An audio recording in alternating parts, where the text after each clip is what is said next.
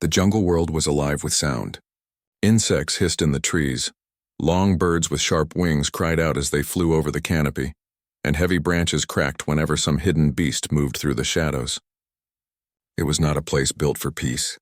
Every corner of this wild land promised danger, yet it was here that the chase began. Vera stood at the edge of a cliff, her long frame hidden beneath dark armor that shimmered in the filtered sunlight. Her people had trained her since childhood. She was an assassin, bred for speed, strength, and silence. Few had escaped her blades, and none had escaped her patience. She had been given her target, and she would not fail. The order had been clear. Find the human soldier, Marco, and remove him before he could be rescued. From the cliff, she saw smoke rising faintly in the distance. Marco was alive. Vera tilted her head and narrowed her eyes. Humans were not supposed to last long on this world. The air was thick with poison dust that burned the lungs if one was careless. The rivers carried hidden creatures with rows of teeth sharper than metal. Even the ground itself was a trap, with pits that swallowed travelers whole. Yet somehow this lone soldier had survived 3 days already. She leaped down from the cliff, landing with perfect control. Her long weapon rested across her back, and blades were strapped to each arm. She could move without sound, her body trained to blend with the wild. Every step was measured, every breath under control. Her people said she was the shadow in the dark, the hand that ended hope. To her, this human was no more than prey. Marco, however, was not the kind of prey she expected. He moved through the forest with careful eyes, his uniform torn, his hands cut, but his will steady. He carried no heavy weapon now, only a broken rifle strapped to his side and a sharp stick he had shaped into a spear. He should have been weak, yet he pressed on, drinking from leaves, resting only when his body forced him. He listened to the sounds of the jungle and adjusted his path when danger stirred. Vera followed him from above, running across the trees like a hunter stalking an animal. She saw him pause near a river and thought he might collapse from exhaustion.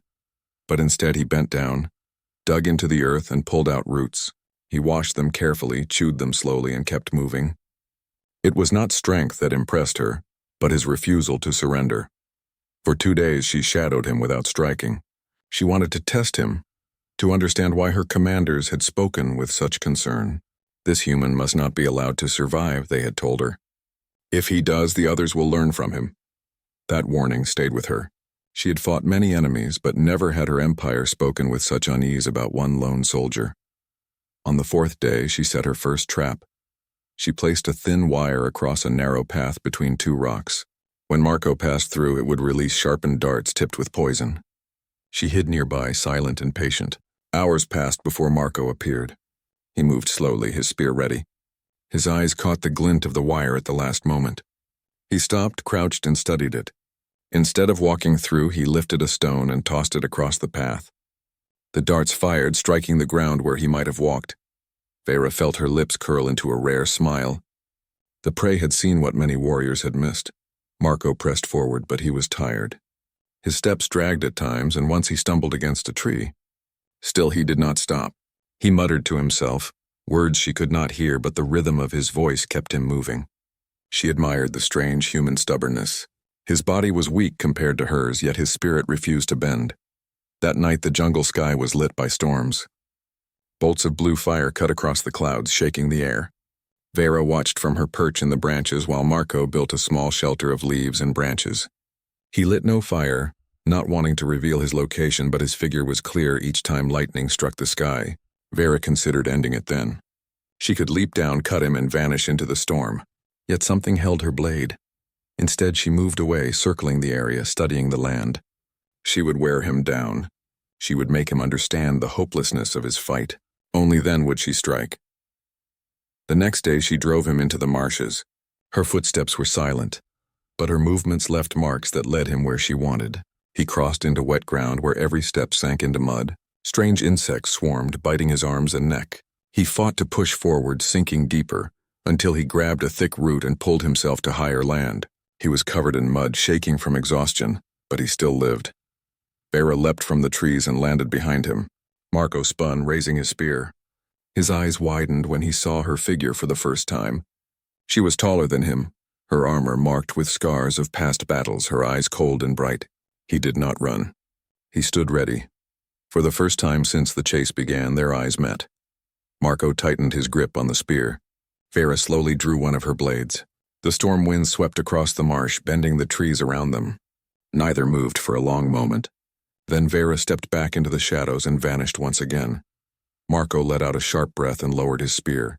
He did not know why she had spared him that moment, but he would not waste it. He turned and pushed deeper into the jungle. From above, Vera followed once more.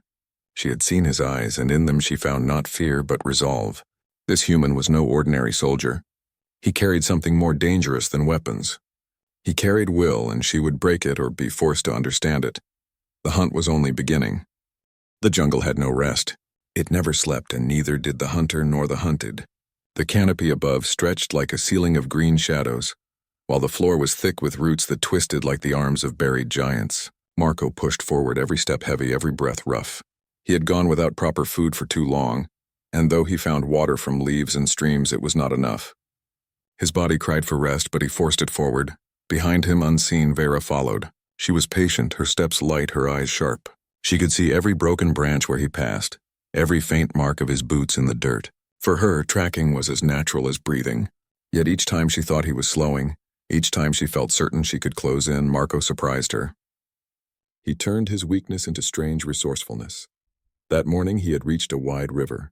The water was dark and restless, its surface rippled by unseen creatures. Vera watched from a tree branch as Marco stood at the edge. He cut long vines, tied them together, and began to build something. His movements were clumsy compared to her people, but steady. By the time the sun moved higher, he had made a small raft. It was not beautiful, but it was strong enough to hold his weight. Vera tilted her head. He was not a trained engineer.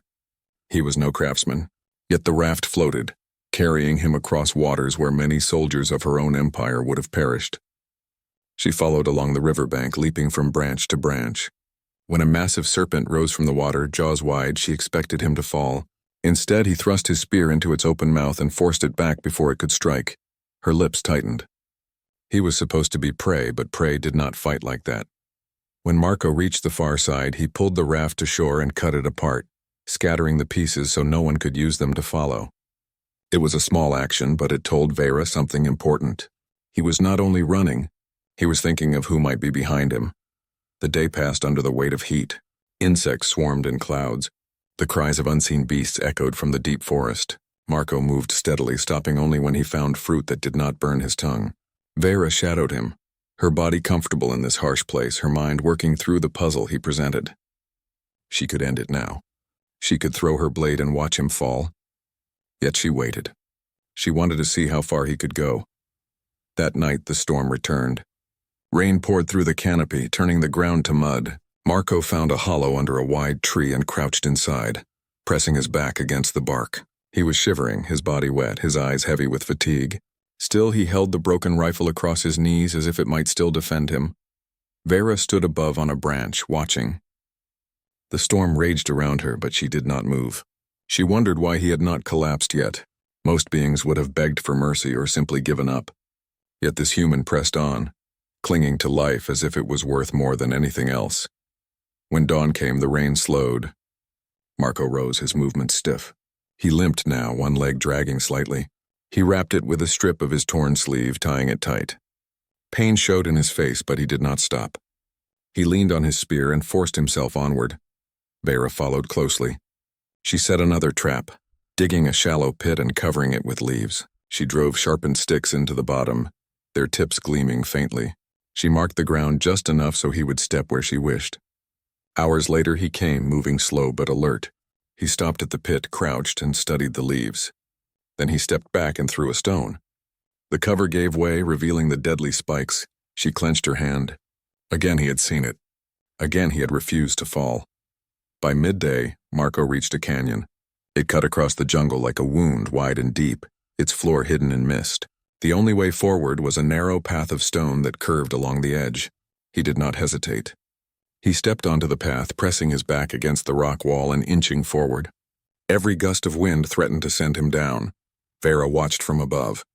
She decided this was the place. She moved ahead, waiting at a bend in the path where the rock narrowed even more. When Marco reached her trap, she stepped from the shadows. Marco froze. His hands tightened on his spear. For the first time he saw her clearly. The tall figure in dark armor, the glowing eyes that pierced the mist, the blade in her hand. She was no animal of the jungle. She was death-given form. For a long moment, neither moved. The wind howled around them. The stone beneath their feet cracked under weight. Marco's breath was heavy, his chest rising and falling. Vera's body was still balanced, ready to strike.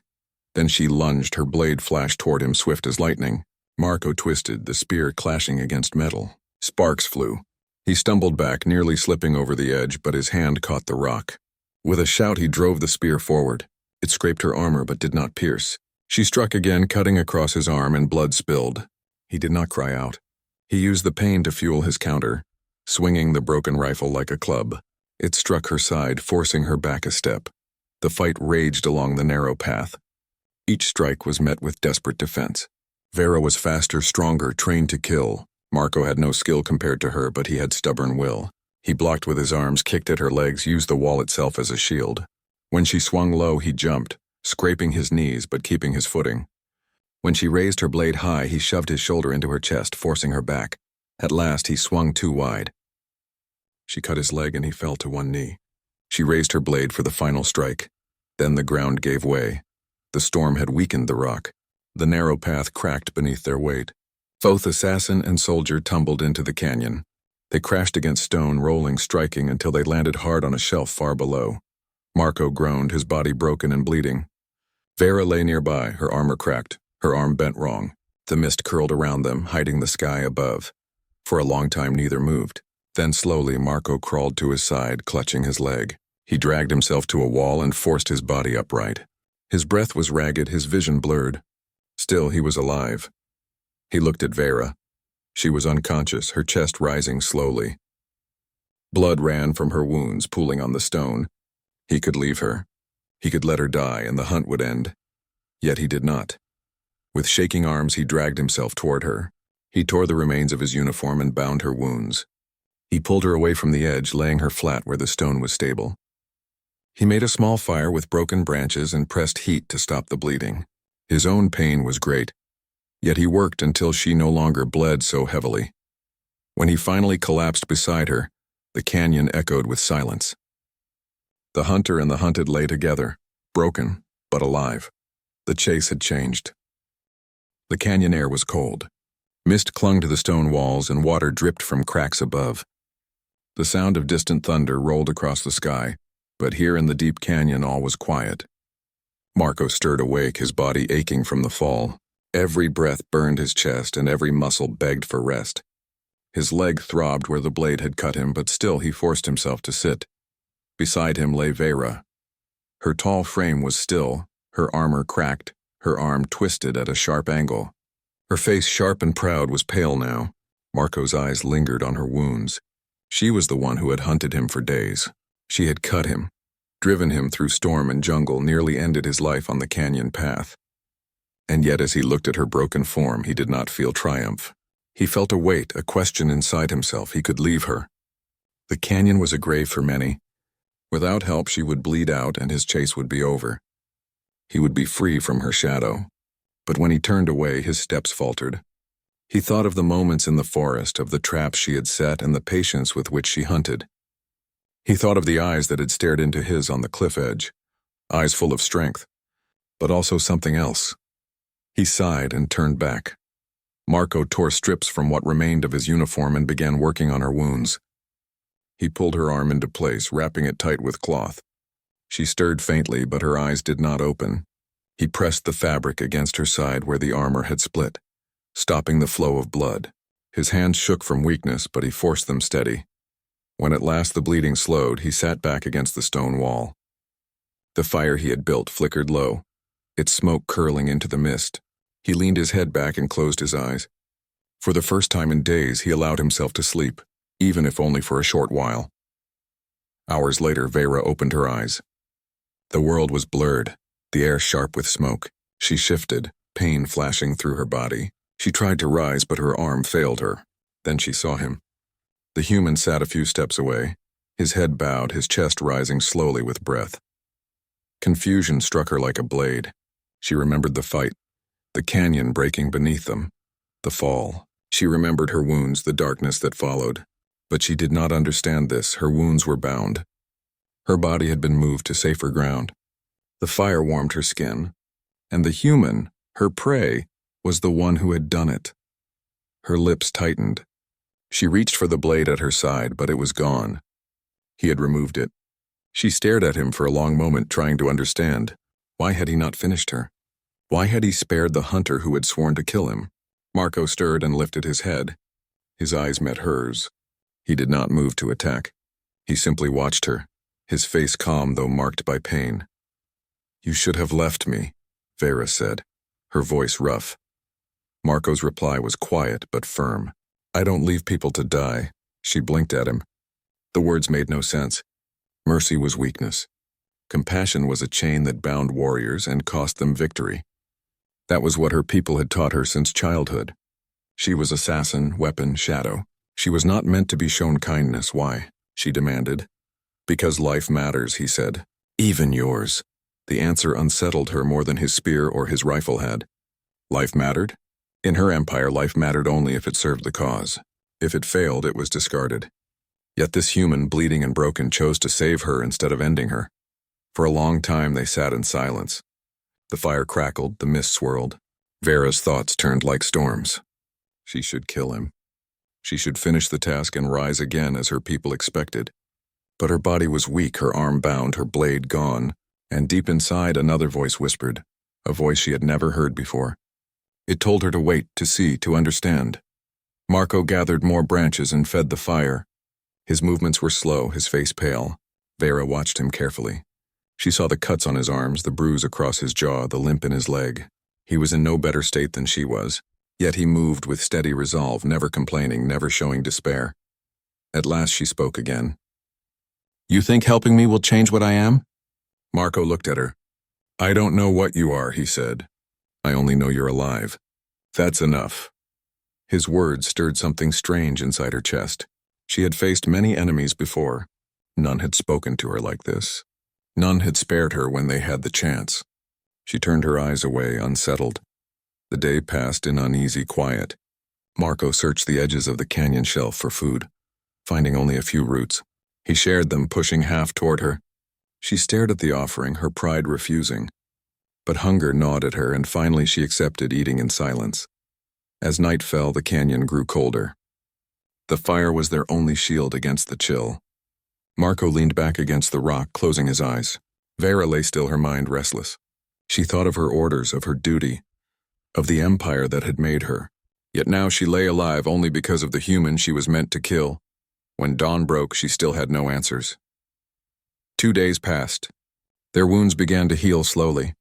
Vera tested her arm, feeling strength return though pain remained. She studied Marco whenever he worked. He was careful, patient, but always alert. He spoke little, but when he did, his words carried weight. He did not boast of his people or curse his enemy. He only spoke of survival, fire, water, food. On the 3rd day, she asked him, "Why do you fight so hard to live? You are one soldier alone. No army will come for you." Marco was silent for a moment. Then he said, "Because giving up means nothing changes. If I live, there's a chance to fight again, a chance to make things different." His answer struck her. Her people fought for empire, for conquest. But his fight was for hope, even when hope seemed lost. Vera turned her face away. Something inside her shifted, though she could not name it. On the 4th night, distant sounds echoed through the canyon. Engines, faint but growing. Rescue ships or hunting patrols. Vera's heart tightened. Soon she would have to choose. Her people would not forgive failure. They would expect her to finish the mission. Yet the thought of driving her blade into the man who had spared her life now felt heavy, almost impossible. She watched him as he sat by the fire, sharpening his broken spear. His face was worn, scarred, tired, but steady. He was not like the others she had killed. He was something different. The canyon walls glowed faintly with starlight. Vera closed her eyes and breathed slowly. The hunt had twisted into something she had never expected. The lines between hunter and hunted had blurred. She was no longer certain who was truly strong or who was truly weak. The morning sun filtered weakly through the mist of the canyon. The air was damp and cool, carrying the scent of wet stone and earth. Marco stretched carefully, testing the strength in his leg. It had healed slowly over the past days, though it still ached with every movement. Vera sat nearby, her bandages adjusted, her arm almost fully usable. She flexed her fingers, surprised at the return of strength. And for the first time in days, she felt capable of standing and walking without pain. The canyon was quiet, but the distant hum of engines cut through the stillness. Rescue ships, or perhaps patrols from Vera's empire, approached. The sound made both of them alert. Marco rose to his feet, his spear ready, and Vera followed, testing her arm carefully. Though she had learned to respect him in the past days, she also understood that the world beyond the canyon could still demand violence. "You hear that?" Vera asked, her voice low. Marco nodded. "We need to be ready, but we also need a plan." They moved closer to the edge of the canyon, scanning the horizon. The ships glimmered faintly, their metal bodies cutting through the morning fog. Vera's mind raced. She could leave, disappear into the canyon and wait for her empire to call her back, or she could follow her orders and strike Marco before the ships arrived. The choice felt heavier than any blade she had ever lifted. Marco noticed her hesitation. "You don't have to do this," he said. "I will survive if you choose to walk away. But if you stay, we can face this together." Her eyes met his. For days, she had been taught that hesitation was weakness. Yet now, she realized that strength sometimes meant deciding differently. Her life, her choice, her actions, it all mattered. She was no longer only an assassin. She was a being capable of making her own decisions, and that thought both frightened and exhilarated her. As the ships descended closer, Vera made her decision. She would not strike. She would not betray the one who had spared her life and taught her the value of restraint. Instead, she would face the situation with him as an equal, as a survivor. Marco stepped forward, raising his hand slightly in peace. "Whatever comes next, we face it together," he said. Vera nodded. Her eyes swept over the approaching ships, then back to him. "Together," she confirmed. The first ship touched the canyon floor. Its ramp lowered with a hiss and figures in armor stepped out. They scanned the canyon, searching. Vera remained behind Marco, her arm ready but her intent clear. She was not here to attack. She was here to protect and survive. One of the armored figures spotted Marco first. "There he is!" a voice shouted. Soldiers ran forward, weapons raised. Marco tensed, ready to defend himself, but Vera moved before he could react. She stepped into the open, her presence commanding. Her armor, damaged and dark, reflected the morning light. The soldiers froze, recognizing her as a trained operative of the Empire. "Stop!" she called firmly, her voice echoing through the canyon. "He is under my protection." The soldiers hesitated. Her words carried weight, but the tension remained. One of them pointed toward the ship. Orders were to retrieve him alive, if possible, or terminate the target. Vera raised her hand. "He is alive, and he does not pose a threat to anyone here. I will take responsibility for his survival. No harm comes to him while I am present." The lead soldier glanced at her, uncertainty in his eyes. He studied her closely, seeing the exhaustion, the injuries, and the determination in her stance. Finally, he lowered his weapon. "Understood," he said. "But you are accountable. Any misstep and the consequences will follow." Vera nodded. "I understand." She turned back to Marco, her expression softening slightly. "We leave together," she said. Marco offered her a small smile. "I trust you," he replied. The soldier stepped back, giving them space. Vera and Marco moved carefully toward the ship side by side. She helped him with his balance, supporting him when the pain in his leg flared. He adjusted her bandaged arm in return, steadying her as they climbed the ramp.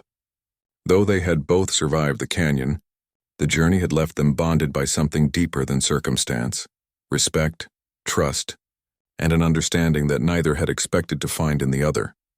Inside the ship, they were met with medical staff and equipment. Marco was tended to quickly, his injuries patched and cleaned. Vera observed silently, her mind reflecting on the past days. She had hunted, fought, and almost killed. Yet it was in surrender, in acceptance, and in learning to protect rather than destroy that she had grown stronger. When the medics finished, Marco turned to her. "You don't have to go back to them," he said. "You can choose a different path." Vera considered his words carefully. Her empire demanded obedience, but she had discovered something more valuable: her own choice.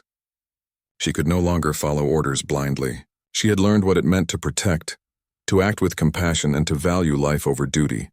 I will think on it, she said slowly. Her voice was quiet but firm. I cannot undo what I am, but I can decide what I will be. Marco nodded. He understood. No one else could have understood the weight of the choice. He had seen warriors, soldiers, and assassins, but none had faced what she now faced. None had the chance to choose differently after a lifetime of training. As the ship lifted off the canyon floor, Vera stood beside the window. Below, the canyon stretched in endless mist, a memory of struggle, survival, and the strange bond that had formed between hunter and hunted. She thought of the lessons she had learned: patience, mercy, and the strength in choice. They were lessons that would carry her far beyond this canyon, far beyond her orders, and far beyond what her empire could teach. Marco sat beside her, quiet, observing her reflection in the glass. He did not speak. He did not need to. The understanding between them was clear. They had survived together, and in doing so they had changed each other. The days ahead would be uncertain. Vera might return to her people, face judgment, or choose to walk her own path. Marco would continue his mission or find new challenges to face. Yet for now they were alive, and they had proven something far greater than survival alone. They had proven that even in a universe ruled by war and orders, humanity, compassion, choice, and resilience could prevail. The stars stretched above them as the ship moved through the atmosphere, carrying them toward a future neither could fully predict. But for the first time, Vera did not fear it. She had learned that true strength was not only in the ability to fight or kill, it was in knowing when to protect, when to spare, and when to act with understanding. Marco glanced at her and smiled faintly. "You're learning fast," he said. Vera returned the smile, small but real. "I have a good teacher," she replied. Together they moved forward, survivors of a canyon, survivors of a hunt, and survivors of their own expectations. Their journey was far from over, but they now faced it as equals, with respect and trust between them. And in that trust, the human and the alien found a new understanding, one that neither empire nor battle could take away. The universe stretched wide around them, full of unknown dangers and endless possibilities, yet both of them faced it with renewed purpose. Vera once a hunter, now a protector. Marco, once the hunted, now a guide in resilience. Together they had survived. Together they had learned the true meaning of strength. The canyon below faded into the distance. The mist, the rocks, the paths of struggle, they were behind them now. Ahead lay the stars, the unknown, and a future shaped by choice rather than command. And for the first time, both felt the quiet certainty that no matter what came next, they had proven that life, mercy, and courage could change everything. The canyon had grown quiet after the storm. Mist lingered in the air and water dripped from the jagged rocks above. The fire Marco had built was low now, its smoke rising in thin streams. He sat beside it, examining the edge of the canyon as if the world beyond it could tell him something. Vera lay a few feet away, her body resting but tense. Her dark armor had been stripped to prevent infection, replaced with rough cloth that Marco had fashioned from his uniform. Her arm was still bound, and her side was tender from the deep cut she had received. When she finally opened her eyes that morning, the first thing she saw was him. Marco's face was calm, his hands moving with purpose as he sharpened a small piece of wood into a tool for eating and cleaning. For a moment she did not speak. She tried to remember the last days, the chase, the fight along the cliff path, the fall into the canyon. Every memory was sharp, almost painful, yet now she was awake, alive, and staring at the human she had been sent to kill. "Why are you still here?" she asked finally, her voice low and rough. Marco looked up. His eyes were steady. "I stayed because you needed help," he said simply. Vera blinked, confusion passing over her face. Her people had never spared enemies, not for mercy and not for pity. Soldiers were tools and life was currency. To save an enemy was weakness. And yet here he was, sitting across from her, tending to her wounds, giving her food, keeping her safe. She did not understand, and that made her uneasy. "You don't fear me?" she asked, testing him. "I do," he replied. "But fear does not mean I leave someone to die." Her lips tightened. There was no pride in the words, no boast, yet they carried weight. Vera's mind raced.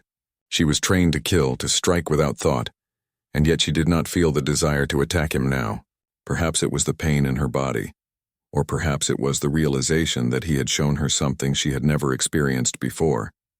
True patience, true care, and the willingness to act without expectation of reward. She watched him work in silence. He cleaned the small cuts on her hands using water from the canyon pool. He used gentle motions, careful not to hurt her further. For someone who had been her prey, he was astonishingly calm, and that calm unsettled her more than any weapon she had faced. Hours passed, and they spoke little. Marco taught her to drink safely from the shallow streams, how to test the plants for food, and how to move without slipping on the wet stone. She listened, still unsure whether to trust him, yet she followed his instructions. Slowly, she began to regain strength, though her pride protested every moment of dependence. By the second day, Vera could move more freely. She sat up fully, testing her arm carefully. The pain was sharp but manageable. Marco watched her closely, ready to help if needed. She realized she was stronger than she had believed, and yet she had relied entirely on the human to care for her. It was a new experience, strange and uncomfortable. As the sun rose higher, she spoke again. "You did not have to help me," she said. "I did," Marco replied simply. "I do not leave life to die, not if I can prevent it. Even yours." Her eyes narrowed. "Why? You could have left me and you would have been free to continue your life." He shrugged, a small movement of tired shoulders. "And what would that life be worth if I allowed someone to die when I could stop it? Strength is more than killing. It is surviving. It is helping others survive. That is what matters." Vera felt a strange stir inside her. She had never considered such a thing. Her life had been about orders, missions, and efficiency. Compassion was weakness. Yet here it was, a powerful force, stranger and heavier than any weapon she had wielded. The days passed slowly. Marco and Vera moved carefully within the canyon, finding small sources of food and water. Vera practiced walking again, testing her balance on the rocky paths. Marco showed her how to use the environment to protect herself, to move quietly, to avoid dangerous creatures that lurked in the mist. One evening, while the canyon was quiet and the fire warm, Vera spoke again. "You think this changes anything? You think your mercy will make me weak?" Marco shook his head. "It does not make you weak. It gives you choice." The words were foreign. Vera did not understand fully, but she felt the truth in them. She had always believed she had no choice but to obey, to kill, to succeed in the way her empire demanded. Now she realized there was another path. She could choose differently. That night, sleep came slowly. Both of them rested, though alert. Vera found herself listening to Marco's breathing, the way his chest rose and fell in rhythm with the fire. He slept lightly, ready for danger at any moment, yet there was calm in him. She had never known such calm, and it intrigued her. The next morning, they moved cautiously toward the edge of the canyon. The world beyond was unknown, and both were weak, yet they pressed forward. Vera tested her arm, flexing her fingers. Pain remained, but she could fight again if necessary. Marco's leg was healing as well, though slowly. He moved with care, supporting himself on the spear he had sharpened further. When they stopped near a small pool of water, Vera looked at him directly. "Why do you do this? You risk your life every time you help me." Marco's eyes met hers. "Because life is more than orders. Life is more than survival alone. It is worth protecting, even when the cost is high." She did not respond immediately.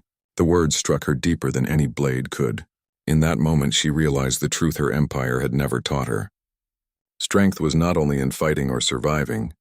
Strength was also in choice, in compassion, in deciding not to destroy when one could. Vera's mind wandered back to the hunt, to the moments she had planned to kill him, to the traps she had set and the ambushes she had perfected. And yet now, sitting beside the man she had hunted, she could not bring herself to imagine the act. Something had changed. For the first time, she felt a strange respect for a human. She realized that humans were not only fragile in body, but resilient in spirit. They endured what others could not, survived where many would fail, and yet had the capacity to act with mercy. That combination was dangerous, far more than any weapon she carried. As the day passed, they shared food and water in silence. Marco offered small pieces of fruit and roots, and Vera accepted them, still careful but grateful. She watched his movements, his patience, the careful way he treated her wounds, and understood that he did not act out of fear, pity, or weakness. He acted because it was right. By evening, both were resting near the fire. Vera's body had recovered enough to sit upright comfortably. She studied him again, and the question that had haunted her since waking finally came to the surface. "You could have killed me at any moment during the fall," she said quietly. "You had the chance, yet you did not." "Why?" Marco met her eyes calmly. "Because killing was not necessary. You were already wounded, already in pain. There was no reason to end life when it could be saved. Strength is not in taking life, but in knowing when to protect it." Vera's eyes widened slightly. That truth, so simple and yet so profound, changed something inside her. Her hands trembled as she touched the bandage on her arm. She had been trained to see mercy as weakness. Now she wondered if weakness was truly in violence and strength in restraint. The night deepened. Stars began to appear above the canyon, their light faint through the mist. Both remained quiet, contemplating the events of the past days. The hunt had ended in a sense, though neither had fully realized it. The prey had become caretaker, and the hunter had become wounded. Their roles had shifted, and in the quiet of the canyon, a fragile understanding began to form between them. Vera closed her eyes, thinking of the choice Marco had given her. A choice to survive without harming another, a choice to see the world differently. For the first time, she understood that the galaxy was larger than the empire she served, larger than the orders she had obeyed, and larger than the mission that had sent her to hunt him. And in that understanding, a new question formed, a question that would shape the rest of her life. Could she follow this path, a path of choice, of restraint, of mercy, even when the world demanded otherwise? For the first time, Vera did not fear the human beside her. She did not see him as prey, enemy, or threat. She saw him as something different, someone who had shown her a new kind of strength, and in doing so, had taught her a lesson no weapon, no training, and no empire could ever give. The canyon was quiet. The fire flickered low, and both of them rested, not as hunter and hunted, but as two survivors sharing the fragile bond that only those who face death together could understand.